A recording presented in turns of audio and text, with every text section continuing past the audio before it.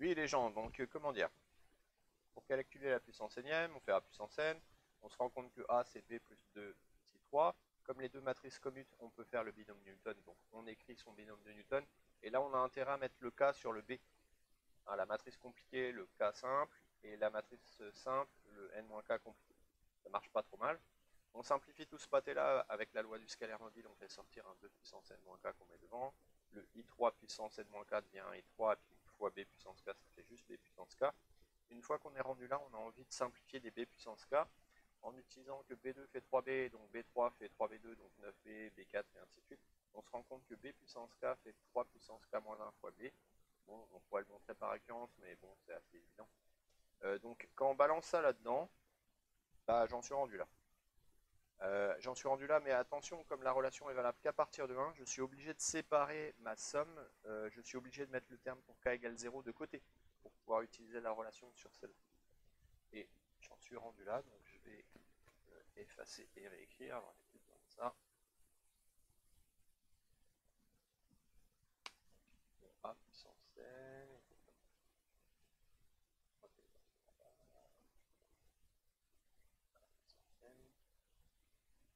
c'est donc, alors ce nombre-là, on va pas le laisser comme ça, hein. B puissance 0 c'est I, ça fait 1, donc en fait on trouve 2 puissance n fois I3. Ensuite il y a cette somme-là qui fait la somme de k égale 1 à n. Je vais d'abord la recopier proprement. Donc on a un k parmi n, on a un 2 puissance n moins k, et on a un 3 puissance k moins 1 fois b. Yeah! Bah vous savez quoi? Je vais factoriser mon b dans ce pâté-là, comme ça. Donc, voilà, il est factorisé. Vous avez vu, c'était simple. Et puis bah maintenant je peux effacer tout le bits là.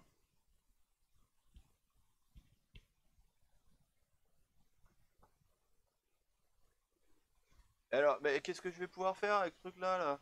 Bah déjà, moi je sortirais bien le 3 puissance moins 1.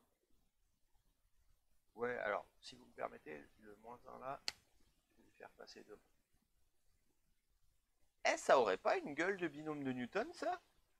On reconnaît un peu, hein, c'est presque la même chose. Il y a le K, le N-K, le K parmi N. Oh, mais là, ça part de 1 et pas de 0. Oh! Et ben en fait, oui, c'est vrai. Et il faut se ramener au binôme de Newton en faisant intervenir exactement la formule du binôme de Newton. Donc on va faire un petit coup de plus 1 moins 1. En fait, on écrit la somme avec le terme qui ne devrait pas être dedans, mais on le soustrait parce qu'il ne doit pas être dedans. Donc on soustrait encore un truc comme ça là. Et alors que 3 puissance 0, ça fait 1, voilà. Et donc en fait, ma somme, je peux l'écrire comme ça. Le gros intérêt, c'est que en refaisant intervenir le binôme de Newton, donc là on est chez les nombres réels, il n'y a pas de matrice là-dedans. Et ben je me rends compte que, eh mais toi je te connais, toi tu es un 2 plus 3 puissance n.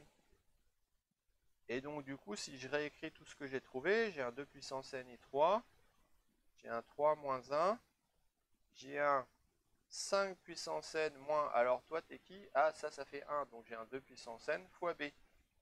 Et puis le 3 moins 1 là, oh je vais le mettre comme ça. Oh c'est joli ce que j'ai. Et alors là, c'est le moment où on regarde notre énoncé en priant pour avoir juste et pas avoir fait d'erreur de calcul. Et 2 puissance n 3, c'est bon. 5 puissance n moins 2 puissance n sur 3b, c'est bon. Nickel.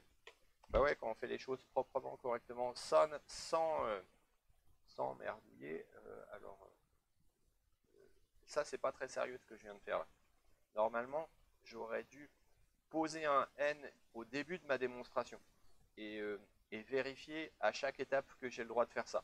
Là, je viens de faire un truc que font les étudiants, c'est-à-dire que, ah, ils ont remarqué qu'il fallait que ça soit vrai pour n puissance 0, oh bah hop, comme ça, négligemment, ils ajoutent n plus grand que 0 dans leur démonstration, mais sans avoir rien vérifié. Alors, après coup, on peut le faire, mais à condition de vérifier toutes les étapes, ça veut dire qu'il faut reprendre tout ce qu'on a écrit, dire, est-ce que j'ai le droit de le faire à partir de 0? Voyons voir, j'ai le droit de remplacer mon A par B, moins machin chose. J'ai le droit d'écrire mon binôme de Newton. Ensuite, mon binôme de Newton, qu'est-ce que j'ai fait? Je l'ai simplifié, ça c'est bon, j'ai le droit. Ensuite, j'ai dû sortir le terme pour n égale 0, bah c'est bon, j'ai le droit même si n vaut 0. Après, j'ai remplacé dans le bidule, j'arrive là. Là, j'ai le droit d'écrire ça, hein, ma somme est nulle, si n vaut 0, il n'y a pas de souci. Hein. Et ensuite, j'ai le droit de faire ça, et j'ai le droit de faire ça. Donc ouais, c'est bon. Donc là, voilà. Là, c'est mieux ce que je viens de faire. J'ai bien vérifié que toutes les étapes sont correctes à partir de n égale 0. Bon, je l'ai fait mentalement, c'est un peu chaud de faire ça, c'est-à-dire que c'est risqué. Il vaut mieux regarder ses calculs. Hein, parce que faire le calcul mental, c'est gentil, mais vous ne vous aidez pas de vos yeux en faisant ça. Alors que quand vous avez écrit proprement vos calculs et que vous les relisez, vos yeux vous aident